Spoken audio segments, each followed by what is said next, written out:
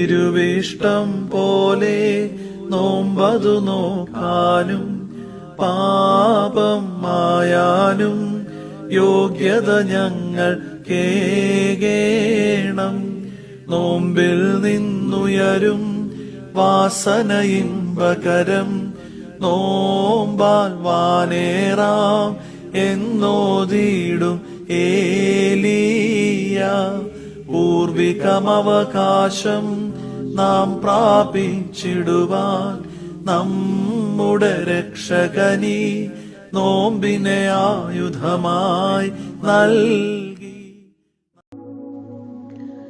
ത്രിയേക ദൈവത്തിന് സ്തുതി. Mind is like A monkey. ചാടി ചാടി നടക്കുന്നതാണ് വാനരന്റെ സ്വഭാവം. അതുപോലെയാണ് ഓരോ മനുഷ്യന്റെയും മനസ്സ്. ഈ പരിശുദ്ധമായ നോമ്പിലൂടെ നാം കടന്നു പോകുമ്പോൾ നമ്മുടെ മനസ്സ് ഏകാഗ്രമാക്കുവാനും പൂർണ്ണമായി ദൈവത്തിൽ സമർപ്പിക്കപ്പെടുവാനും സാധിക്കണം. അതുവഴി ആത്മ ശരീര മനസ്സുകളുടെ ശുദ്ധീകരണം നമുക്ക് കരഗതമാക്കുവാൻ സാധിക്കും. യോശുവ പ്രവാചകന്റെ പുസ്തകം 3-ാം അധ്യായം 5-ാം വാക്യം.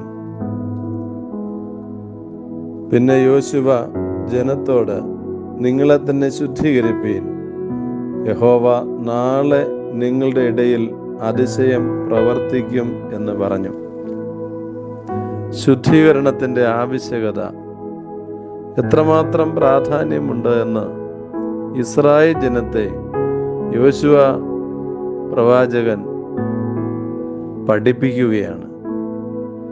നമ്മുടെ ക്രിസ്തീയ ജീവിതത്തിലും ഈ ലോക ജീവിതത്തിലായിരിക്കുമ്പോഴും ശുദ്ധീകരണത്തിന്റെ അനുഭവത്തിലൂടെ മാത്രമേ നമുക്ക് ദൈവികമായ അനുഗ്രഹങ്ങളും ലൗകികമായ നേട്ടങ്ങളും കൈവരിക്കുവാൻ കഴിയുകയുള്ളൂ എന്ന് പരിശുദ്ധ സഭ നമ്മെ പഠിപ്പിക്കുകയാണ്. അതിനുവേണ്ടിയാണ് ഈ നോമ്പ് അനുഷ്ഠാനങ്ങൾ നാം നിർവഹിക്കുന്നത്. വ്യക്തിപരമായ ജീവിതത്തിൽ, കുടുംബ ജീവിതത്തിൽ, സാമൂഹ്യമായ ബന്ധങ്ങളിൽ നമ്മൾ കൂടുതൽ ദൈവികരായി നല്ല സ്വഭാവത്തിനുടമകളായി തീരുവാൻ നമുക്ക് ഈ നോമ്പ് ഇടയാകുന്നു.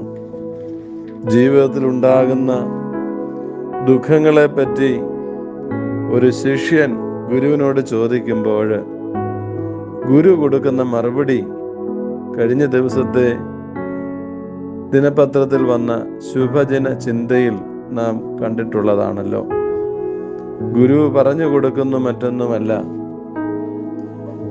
നീ ഒരു പൂവാണെന്ന് കരുതുക, വീഴാനുള്ളതാണെന്ന് മനസ്സിലാക്കുക, വീഴുന്നത് വരെ പുഷ്പിച്ചു നിൽക്കാൻ തീരുമാനിക്കുക, എല്ലാ സങ്കടങ്ങളും മാറും. പ്രിയമുള്ളവരെ, ദുഃഖത്തിന് കാരണം പലതുണ്ടാവാം. പക്ഷേ നമ്മുടെ ഈ ജീവിതത്തിൽ നമുക്ക് ഒരു വീഴ്ച അല്ലെങ്കിൽ അവസാനമുണ്ട്. അതുവരെ സമയം തക്കത്തിൽ ഉപയോഗിച്ച് പ്രവർത്തിക്കുവാൻ തക്കവണ്ണം നാം സന്നദ്ധരാവണം. വാക്കുകളിലൂടെയും പെരുമാറ്റങ്ങളിലൂടെയും അതുപോലെ ചിന്തകളിലൂടെയും ശുദ്ധീകരണത്തിൻ്റെയും കൂടുതൽ നന്മയിൽ വളരുവാൻ നമുക്ക് സാധിക്കുന്നത് വഴി ഈ നോമ്പ് നമുക്ക് കൂടുതൽ ദൈവിക അനുഗ്രഹങ്ങളെ നേടി നമ്മുടെ കർത്താവിൻ്റെ രക്ഷാകരമായ ഉയർപ്പ് പെരുന്നാളിൽ അവനോടൊപ്പം ഉയർത്ത് സ്വർഗീയ ചൈതന്യത്തോടെ ഭൂമിയിലായിരിക്കാൻ തക്കവണ്ണം ഈ നോമ്പ് കാലം നമുക്കെല്ലാവർക്കും ഇടയാകട്ടെ എന്ന് പ്രത്യേകമായി ആശംസിക്കുന്നു. ഈ നോമ്പ് കാലത്തിൽ സൗമോ സന്ദേശം എന്ന നിലയിൽ എല്ലാ ബുധനും വെള്ളിയും നൽകുന്ന ഈ ദിവ്യ സന്ദേശം നമ്മുടെ വിശ്വാസികൾക്ക് കൂടുതൽ അനുഗ്രഹമായി ഭവിക്കട്ടെ എന്ന് പ്രാർത്ഥിക്കുന്നു. പ്രത്യേകാൽ ഇതിനു വേണ്ടി മുൻകൈ എടുക്കുന്ന നമ്മുടെ ഇടവകയിലെ മീഡിയ വിങ് ചെയ്യുന്ന ഓരോ പ്രവർത്തനങ്ങളെ അഭിനന്ദിക്കുന്നു. പ്രത്യേകാൽ ഈ സംരംഭത്തിനും എല്ലാ ആശംസകളും നേരുന്നു.